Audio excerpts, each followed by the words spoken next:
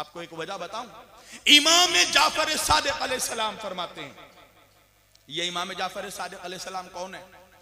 अली के बेटे हैं इमाम हुसैन सैयदुश शुहदा, उनके बेटे इमाम ज़ैनुल आबिदीन अलैहिस्सलाम, उनके बेटे इमाम मोहम्मद बाकर अलैहिस्सलाम, उनके बेटे इमाम जाफर सादिक अलैहिस्सलाम, वो कि जिनके लिए हजरत अबू हनीफा फरमाते हैं कि अगर मुझे इमाम जाफर सादिक अलैहिस्सलाम की सोहबत में उनकी शागिर्दी के 2 साल नहीं मिलते तो मैं हलाक हो चुका हूं। और आसान कर दूं, इमाम जाफर सादिक अलैहिस्सलाम कौन है? जिसकी तुम लोग कुंडे की नजर करवाते हो। अब यह अलग बात है कि आज कुछ गुंडों को कुंडों से भी प्रॉब्लम है, हैं? वो इमाम जाफर सादिक अलैहिस्सलाम फरमाते हैं कि जब भी तुम लोग हम अहले बैत का जिक्र सुनो और मेरे दादा अली का जिक्र सुनो और तुम्हारा चेहरा मुस्कुरा कर खिलकर गुलाब हो जाए तो हाथ उठाकर अपनी मां के हक में दुआ करो कि तुम्हारी मां ने अमानत में खयानत नहीं की है, तब अल्लाह ने तुम्हारे दिलों में अली की विलायत डाली है। इसलिए कि अली की विलायत बाप की विरासत से नहीं, मां की शराफत से मिलती है।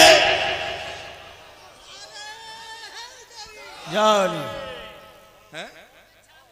अक्सर लोग परेशान हो जाते हैं, मौलाना हम तो जानते हैं उनके शजरे के बारे में, उनका शजरा बड़ा मजबूत है, बड़े अब्बा के बेटे हैं, मगर फिर भी अली के दुश्मन की तारीफ करते हैं तो समझ जाना मां खराब है। बहुत बड़ा जुमला बोला है मैंने, समझ जाना कि अच्छे खानदान में खराब औरत आ गई है। तो अगर शरीफ खानदान में भी खराब औरत आ जाए तो बेटा अली का दुश्मन निकल जाता है। तवज्जो। लिहाजा अगर किसी को देखो कि बाप बड़ा अली वाला है और बेटा अली के दुश्मन का कसीदा पढ़ रहा है तो समझ जाना औरत खराब आ गई। जंगे सिफ़ीन में एक शख्स मौला अली का सिपाही मौला के लश्कर से निकलकर जा रहा है शाम के लश्कर में, आधे रास्ते तक पहुंचा, हाथ पैर में कपकपी तारी हो गई, लौट कर आया अली के पास, अली के कदमों को पकड़कर कहने लगा, मौला मैं तो आपको छोड़कर जा चुका था मगर आधे रास्ते में मेरे पैर हाथ में थरथरी आ गई, मैं लौट कर आपके पास आ गया। अली ने कहा, हाथ उठाकर अपनी माँ के हक में दुआ कर, अगर तेरी माँ आधे रास्ते से ना लौटती तो तू भी ना लौटता। नारा हैदरी।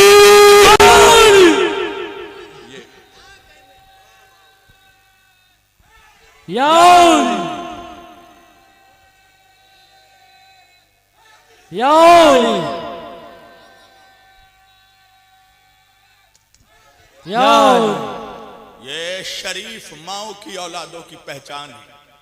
देखो मैं जिक्र अली कर रहा हूं ना, तुम्हारे चेहरे में मुस्कुराहट है ना, है?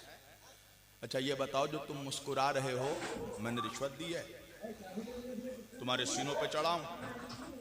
क्यों मुस्कुरा रहे हो? पता है क्यों? क्योंकि जब जिक्र अली होता है ना तो ये मोमिन की अलामत है। मोमिन के बदन में ऑटोमेटिकली ये गुदगुदी पैदा हो जाती है, चेहरे पर खुद ब खुद मुस्कुराहट आ जाती है। अच्छा तुम्हारे पूरे संबल में जो कन्फर्म मुनाफिक हो, तुम्हें पता हो ये पक्का मुनाफिक है, उसको जाकर रिश्वत दे के देखना, 5,000 देना, 10,000 देना और देकर कहना मैं जिक्र अली कर रहा हूं, तू जबरदस्ती मुस्कुरा कर देखा। अली का जिक्र सुनकर मुनाफिक जबरदस्ती भी नहीं मुस्कुरा सकता।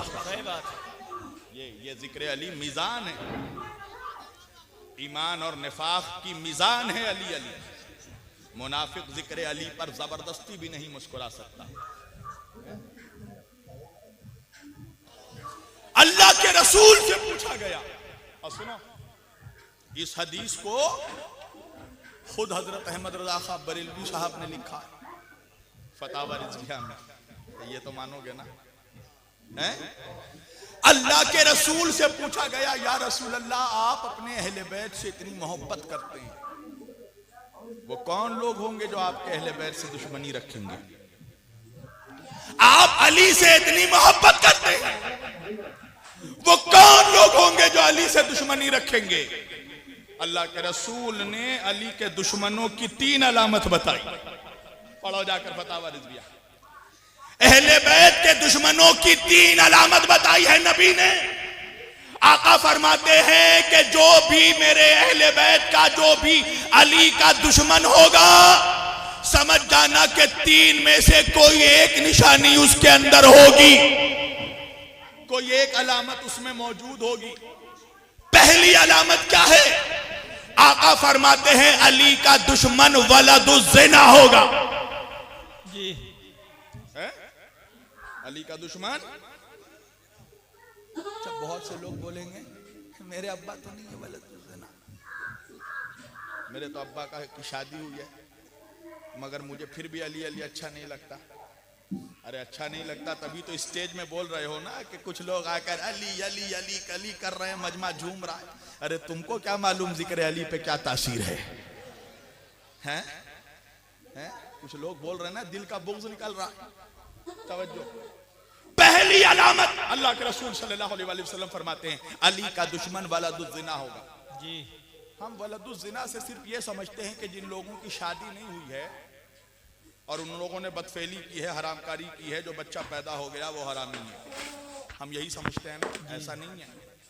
कभी कभार निकाह का सेगा जारी करने में भी घोटाला हो जाता है। अगर काजी ने निकाह के सेगा पढ़ने में कोई गलती कर दी तो निकाह नहीं होता। अब बेचारे नौशा और दूल्हा दुल्हन तो समझ रहे हमारा निकाह हो गया, निकाह तो हुआ नहीं। अब जो वो कर रहे हैं, वो जो उनके दरमियान जो रिश्ता इज़्दिवाज कायम हुआ वो हराम हुआ। अब उससे जो बेटा पैदा हुआ, जो बच्चा पैदा हुआ, वो हरामजादा हुआ। माँ बाप तो समझ रहे हमारा निकाह हुआ।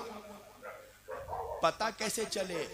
अगर तुम्हें भी चेक करना हो ना कि वाकईन हमारा निकाह हुआ कि नहीं, तो अपने बच्चों से कहना अली अली बोल के देखा।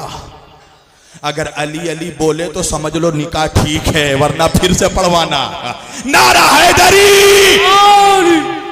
फिर से पढ़वाना है। इसलिए कि जो नबी ने कह दिया वो होगा। नबी फरमाते हैं अली का दुश्मन मेरे अहले बैत के दुश्मन की पहली अलामत अली का दुश्मन वलदुज़्ज़िना होगा। और दूसरी अलामत तो बहुत डेंजर बताई है, बहुत खतरनाक, मगर चूंकि है इसलिए मैं बोल रहा हूं। है, सही बात। दूसरी अलामत अली का दुश्मन हैजी बच्चा होगा। जी, इसको मैं ज्यादा डिटेल्स में नहीं बयान कर सकता। जी, इतना सुन लो कि उस हालत में उसका नुत्फा ठहरा होगा उसकी माँ के हमल में, जब उसकी माँ नापाक होगी। जी, यानी वो शरीफ माँ का बेटा नहीं होगा, अली का दुश्मन बदचलन माँ का बेटा होगा। तवज्जो। जी, तीसरी अलामत नबी फरमाते हैं अली का दुश्मन मुनाफिक होगा।